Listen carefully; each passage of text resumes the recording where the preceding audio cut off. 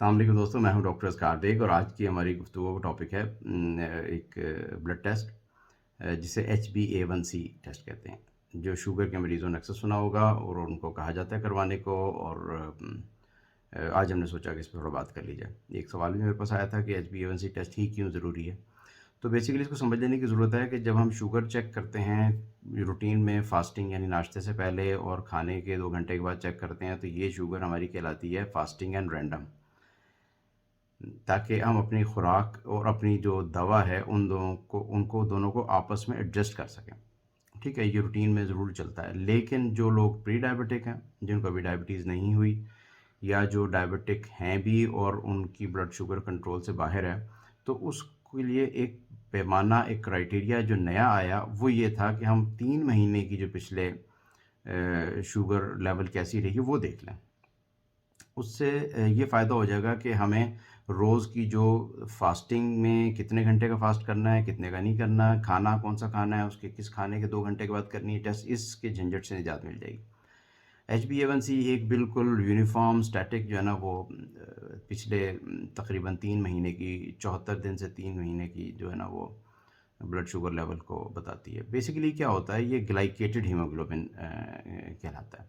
Glycated किसे कहते हैं कि जब शुगर जिस्म में फिर रही होती है खून की साथ, तो वो सुर्ख खलिए जो इंसान के हैं ब्लड में, वो उनके साथ अटैच होती है।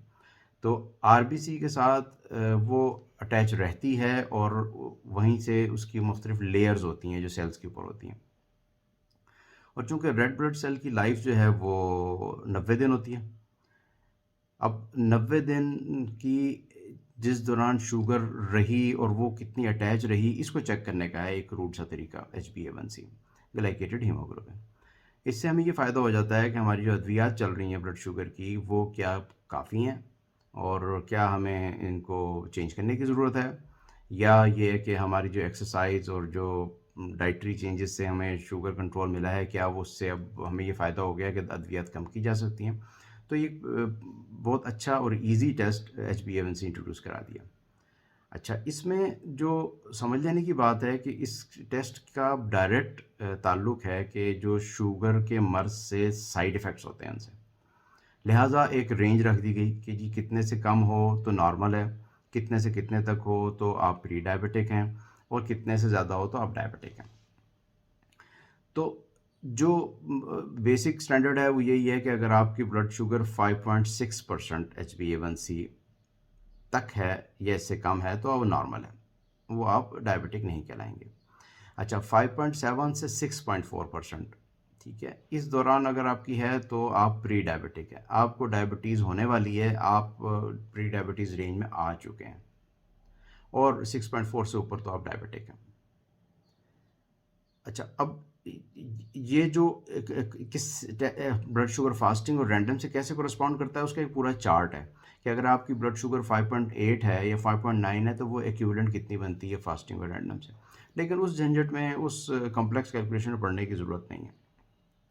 हमें सिर्फ ये देखना है कि क्या हमारी जो अद्वियात हैं वो हमारे HbA1c को नॉर्मल रेंज में ला रही हैं कि नहीं। ठीक है। अच्छा, अब हमें ये देखना है कि हमारी जो ब्लड शुगर है वो कितनी सर्कुलेट कर रही है ब्लड में। अगर हमारी ज़्यादा सर्कुलेट करेगी तो हम डायबिटिक रेंज में चले जाएंगे, अगर कम सर्कुलेट करेगी तो हम प्री डायबिटिक में रहेंगे, और अगर वो नॉर्मल होगी तो हम नॉर्मल रेंज में रहेंगे। अच्छा, एक बात ये ज़हन में रहे कि जो डायबिटिक पेशेंट्स हैं उनका टारगेट 5.6 या उससे कम लाना नहीं है। उसमें उनका टारगेट ये है कि वो 7.0 तक रहें या इससे नीचे रखें। तब ये समझा जाएगा कि उनकी डायबिटीज़ गुड कंट्रोल में है। यानी आम ज़ुबान में कि जो हमने पहले रेंजेस बताई कि जी नॉर्मल है जो 5.6 तक होता है, 5.6 से 6.4 तक हम प्री डायबिटिक होते हैं, और 6.4 से आगे हम डायबिटिक हैं। लेकिन जब हम डायबिटिक हो चुके होते हैं तो हमारा जो टारगेट है वो 5.6 पे लाना नहीं होता।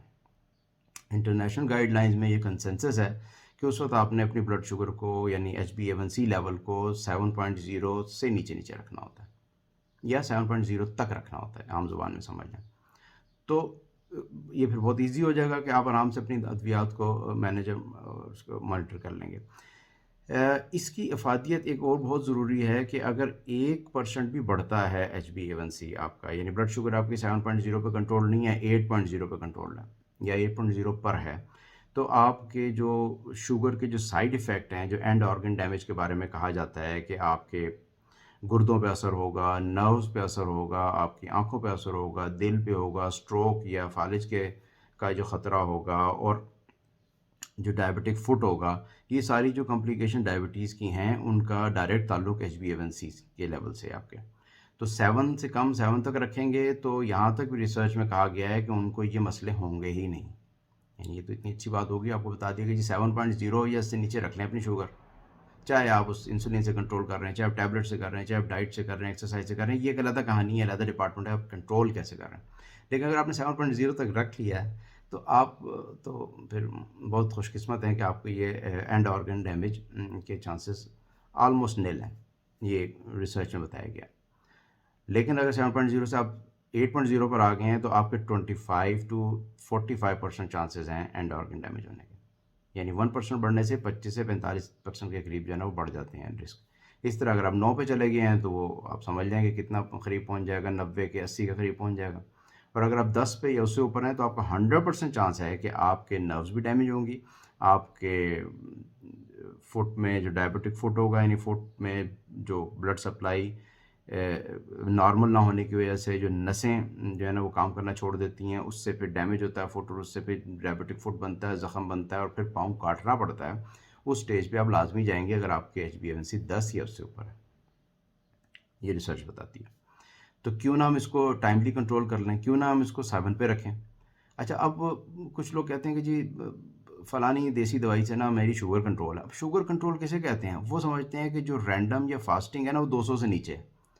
ये बहुत बड़ी मिस्टेक है। मेरे पास बहुत से केसेस तकरीबन रोज़ लोग मुझसे कंसल्ट करते हैं कि डॉक्टर साहब मेरी शुगर 200 से नीचे रहती है, तो मैं अब दवाई छोड़ दूँ।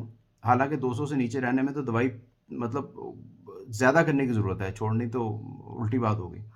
ब्लड शुगर कंट्रोल आपका तभी कहलाएगा जब आप फास्टिंग में 100 से कम होंगे और खाना खाने के 2 घंटे के बाद अभी 140 से कम होंगे, तब आपकी शुगर कंट्रोल समझी जाएगी। इससे ऊपर जो है वो बिल्कुल कंट्रोल नहीं है। गिनतियों के चक्कर में आप ना पड़ें, तो आप HbA1c टेस्ट करवा लें। अगर वो 7 से ऊपर है तो अपने डायबिटीज़ स्पेशलिस्ट को फ़ौरन मिलें, उनसे अपनी खुराक जो है वो कंट्रोल करवाएँ, अद्वियात देखें क्या चेंज करनी है और इसमें लाइफ़स्टाइल में क्या मॉडिफ़िकेशन करनी है। तो अब आपको ये समझ आ गई HbA1c टेस्ट क्या होता है। ग्लाइकेटेड हीमोग्लोबिन टेस्ट जो आपके पिछले 74 से 90 दिन की शुगर कंट्रोल के बारे में बताता है। आपको किसी टेंशन में रहने की ज़रूरत नहीं है कि अगर अभी टेस्ट करवाने जा रहे हैं तो क्या खाली पेट जाएँगे, खा के जाएँगे, नहीं, आप पूरी तरह खाना खा के जा सकते हैं। आप रोज़े से जा सकते हैं। इस टेस्ट के लिए किसी चीज़ की कोई रिक्वायरमेंट नहीं, क्योंकि आपके आज की शुगर को चेक ही नहीं कर रहा। ये आपके पिछले जो इतने दिनों का लेबल लगा हुआ है और खून के सेल के ऊपर, उनको सिर्फ डिटेक्ट करेगा कितनी थी। तो लिहाजा आपको किसी परेशानी की ज़रूरत नहीं है, पैनिक होने की ज़रूरत नहीं है। जस्ट जाएँ, अपना ब्लड सैंपल दें, वो टेस्ट कर लेंगे और उसकी जो रिपोर्ट आ जाए वो देख लें। अगर 7 या उससे नीचे है तो आप खुशकिस्मत है। अगर 7 या उससे ऊपर है तो आपको मज़ीद मेहनत करने की ज़रूरत है, आपको भी और आपके डायबिटीज़ स्पेशलिस्ट को भी, कि आपको मज़ीद कन्विंस करें कि कैसे इसको फ़र्दर कंट्रोल करना है। तो आज इसी टॉपिक पे बात करनी थी। अगर आपको इस सिलसिले में कोई सवाल हो तो आप यहाँ कमेंट्स में भी लिख सकते हैं और मेरा फेसबुक पेज तो सबके लिए ओपन है 24 घंटे, आप वहाँ पे मैसेज कर सकते हैं, उसका लिंक यहाँ मौजूद है। और असल एम्फेसिस वही है जो हमेशा मैं कहता हूँ कि अपनी सेहत का अभी से ख्याल रखें, अभी से इसको कंट्रोल करेंगे तो फिर एंड ऑर्गन डैमेज और जो मसाइल दीगर हैं उससे होने वाले, उससे आप बच जाएंगे। अस्सलाम वालेकुम।